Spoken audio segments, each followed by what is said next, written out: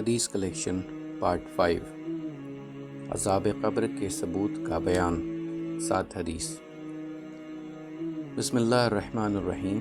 السلام علیکم دوستو، آج کی ویڈیو میں ہم عذاب قبر کے ثبوت کے بارے میں 7 حدیث بیان کریں گے۔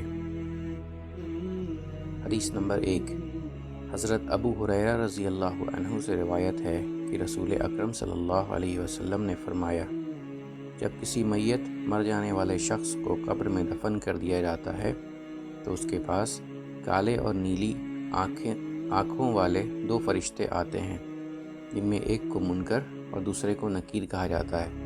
وہ اس میت سے پوچھتے ہیں کہ تم اس آدمی یعنی محمد صلی اللہ علیہ وسلم کے بارے میں کیا کہتے ہو؟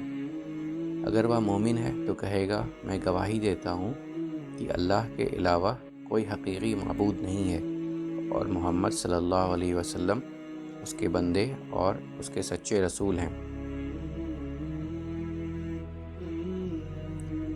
یہ سن وہ فرشتے کہیں گے، ہمیں تھا کہ تم یہی اقرار کرو گے۔ پھر اس کی قبر 70 ہاتھ لمبائی میں اور معلوم 70 ہاتھ چوڑائی میں کھلی کر دی جاتی ہے۔ پھر اس کی قبر کو روشن کر دیا جاتا ہے۔ اسے کہا جاتا ہے کہ تم آرام سے سو جاؤ۔ وہ کہے گا، مجھے اپنے گھر والوں کے پاس واپس جانے دو تاکہ میں انہیں اپنے بارے میں یہ حالات بتا سکوں۔ فرشتے کہیں گے، تم اس دلہن کی طرح سو جاؤ جسے صرف محبوب یعنی شوہر ہی جگا سکتا۔ پھر وہ سو جائے گا یہاں تک کہ اللہ سبحانہ و تعالیٰ ہی اسے اٹھائیں گے۔ اگر وہ منافق ہوگا تو کہے گا، اس آدمی محمد صلی اللہ علیہ وسلم کے بارے میں وہی کہتا ہوں جو میں نے لوگوں سے سنا ہے، میں اس کی حقیقت نہیں جانتا۔ فرشتے کہیں گے، ہمیں معلوم تھا کہ تم یہی کہو گے۔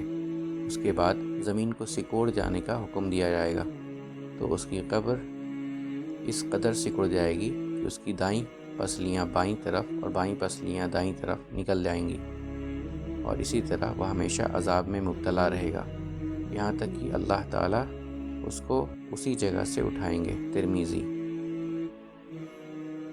حدیث نمبر 2، حضرت برابین عاجب رضی اللہ عنہ سے روایت ہے کہ رسول اکرم صلی اللہ علیہ وسلم نے فرمایا، قبر میں مومن مردے کے پاس 2 فرشتے آتے ہیں اور یہ مردے کو بیٹھا کر اس سے پوچھتے ہیں، تیرا رب کون ہے؟ وہ جواب دیتا ہے، میرا رب اللہ ہے۔ پھر فرشتے اس سے پوچھتے ہیں، تیرا دین کیا ہے؟ وہ جواب دیتا ہے، میرا دین اسلام ہے۔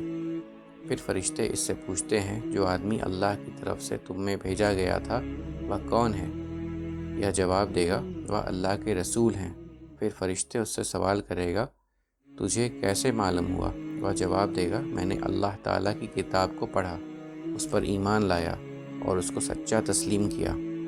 آپ صلی اللہ علیہ وسلم نے فرمایا، اللہ تعالیٰ کے اس قول کا یہی مطلب ہے۔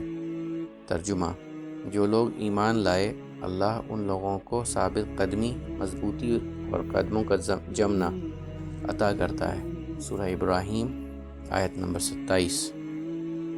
آپ نے فرمایا، پھر آسمان سے ایک اعلان کرنے والا اعلان کرتا ہے کہ میرا بندہ سچا ہے، جنت سے اس کا بستر بچھاؤ اور جنت کا ہی اسے لباس پہناؤ اور جنت کی طرف اس کی قبر کا دروازہ کھول دو۔ چنانچہ اس کے لیے جنت کا دروازہ کھول دیا جاتا ہے، اس جنت کی ٹھنڈی ہوا اور خوشبو پہنچتی ہے اور اس کی قبر کو جہاں تک نظر جائے کھول دیا جاتا ہے۔ پھر آپ نے کافر کے بارے میں فرمایا کہ اس کی روح اس کے جسم میں لوٹا دی جاتی ہے اور اس کے پاس 2 فرشتے آتے ہیں۔ وہ کافر میت کو بٹھا کر اس سے سوال کرتے ہیں کہ تیرا رب کون ہے؟ وہ جواب میں کہتا ہے، میں کچھ بھی نہیں جانتا۔ پھر وہ اس سے پوچھتے ہیں، تیرا دین کیا ہے؟ وہ جواب دیتا ہے، میں کچھ نہیں جانتا۔ پھر اس سے پوچھتے ہیں، جو آدمی تم میں نبی بنا کر بھیجا گیا تھا وہ کون تھا؟ وہ جواب دیتا ہے، میں کچھ بھی نہیں جانتا۔ پھر آسمان سے ایک اعلان کرنے والا اعلان کرتا ہے، اس نے غلط بیانی کی ہے، اس کے لیے آگ کے بستر تیار کرو، اس کو آگ کا لباس پہناؤ اور دوزخ کی طرف اس کی قبر کا دروازہ کھول دو۔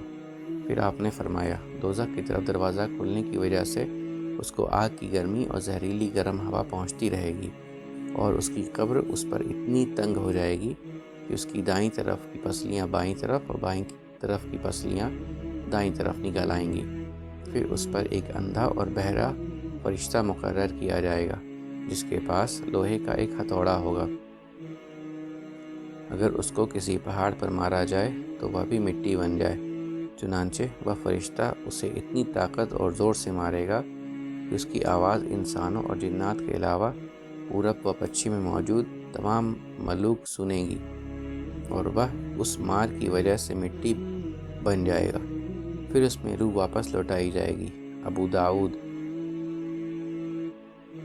حدیث نمبر 3۔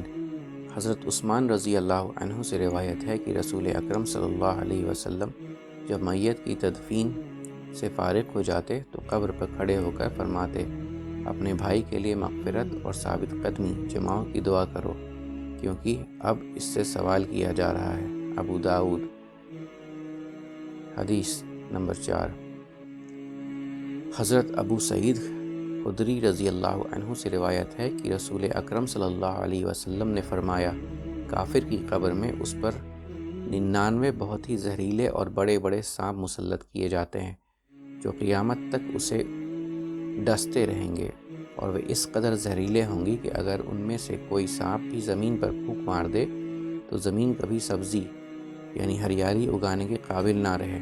ترمذی دائمی۔ حدیث نمبر 5۔ حضرت عبداللہ بن عمر رضی اللہ عنہ سے روایت ہے کہ رسول اکرم صلی اللہ علیہ وسلم نے فرمایا، 7 وہ آدمی ہے جن کی روح کے لیے عرش الہی خوشی سے جھومنے لگا اور ان کے لیے آسمان کے دروازے کھول دیے گئے۔ ان کے جنازے میں 70,000 فرشتے شامل ہوئے۔ انہیں قبر میں ایک بار بھیجا گیا، پھر ان کی قبر کو کھول دیا گیا۔ نسائی۔ وضاحت۔ قبر ہر انسان کو دباتی ہے۔ مومن کو محبت اور پیار کی وجہ سے دباتی ہے اور کافر کو عذاب پہنچانے کے لیے دباتی ہے۔ البتہ وہ مسلمان جن سے گناہ ہوئے اور وہ مرنے سے پہلے توبہ نہ کر سکے ہوں تو ان کے لیے بھی قبر ایک بار شکنجہ بنتی ہے۔ سعد رضی اللہ عنہ کو یہ درجہ اس لیے دیا گیا کہ انہوں نے بنو قرینہ کے بارے میں اللہ تعالیٰ کی رضا کے مطابق فیصلہ کیا تھا۔ حدیث نمبر 6۔ حضرت اسماء بنت ابو بکر رضی اللہ عنہ سے روایت ہے کہ ایک مرتبہ رسول اکرم صلی اللہ علیہ وسلم نے خطبے میں قبر کے اس فتنے، آزمائش و امتحان کا ذکر فرمایا جس میں انسان مبتلا ہوتا ہے۔ اس ذکر سے صحابہ اکرام رضی اللہ عنہم بہت زیادہ رونے لگے۔ ان کے رونے کی وجہ سے میں رسول کریم صلی اللہ علیہ وسلم کا کلام صحیح طرح سمجھ نہ سکی۔ جب ان کی چیخ و پکار رک گئی تو میں نے اپنے نزدیک بیٹھی ہوئی ایک عورت سے پوچھا، اللہ تجھے برکت عطا فرمائے۔ رسول اکرم نے آخر میں کیا فرمایا؟ اس نے کہا کہ آپ نے فرمایا، مجھے ابھی وحی کے ذریعے بتایا گیا ہے کہ تم قبروں کے فتنوں میں مبتلا کیے جاؤ گے۔ حدیث نمبر 7۔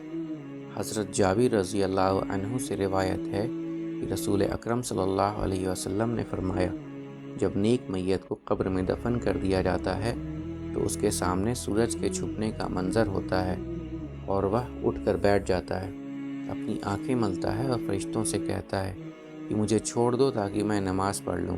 ابن ماجہ۔ امید کرتا ہوں دوستو کہ آپ کو آج کی ویڈیو اچھی لگی ہوگی۔ اگر آپ کو ہماری ویڈیو اچھی لگی ہے تو ویڈیو کو لائک ضرور کریں اور مزید اس طرح کی ویڈیوز دیکھنے کے لیے ہمارا چینل سبسکرائب کر لیں اور دوستوں کے ساتھ شیئر کرنا بھی مت بھولیں۔ اللہ آپ سب کا حامی و ناصر ہو۔ انشاءاللہ ملتے ہیں اگلے ویڈیو میں۔ اجازت دیجیے۔ السلام علیکم۔ اللہ حافظ۔